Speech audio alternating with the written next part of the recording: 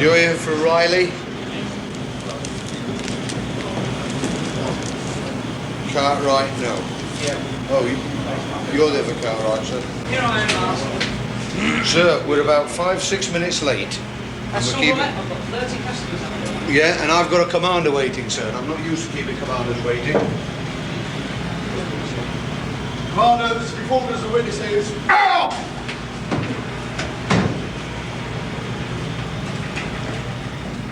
You were dragged along the jetty, carried up the brow, taken to the sick bay, spewed all over the deck, and spent your night in cells. I hope you are not too pleased with yourself.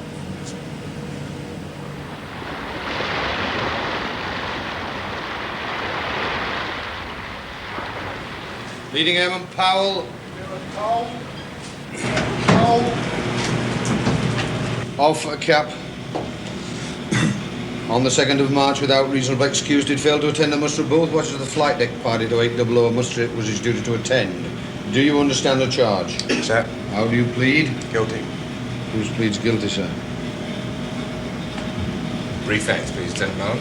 So on the morning in question, Powell failed to turn up at the muster on the flight deck, which Petty Officer Hathaway was conducting. In fact, a search was initiated around the Air Department to see whether, in fact, Powell had been seen by anyone.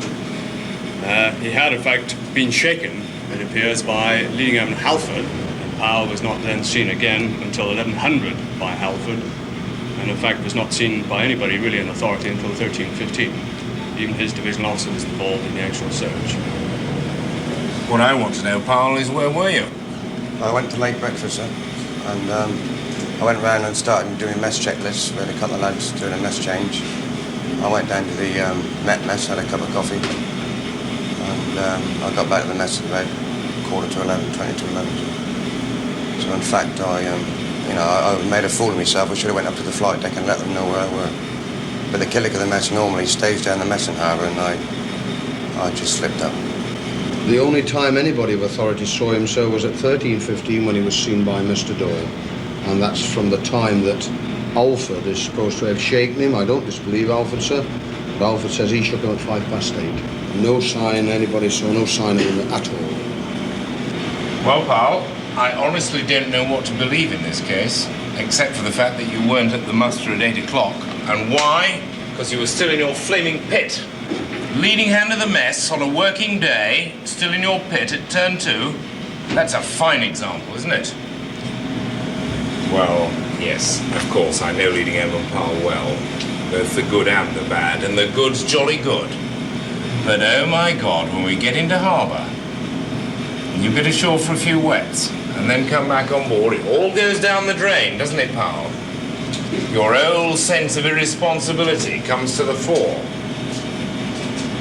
And when that happens, you're no more fit to be a leading hand than the man in the moon. This had better be the last time you appear before me on this deployment with your cap off, Powell. By golly, there had better be no repetition of this at all. Clear? Sir.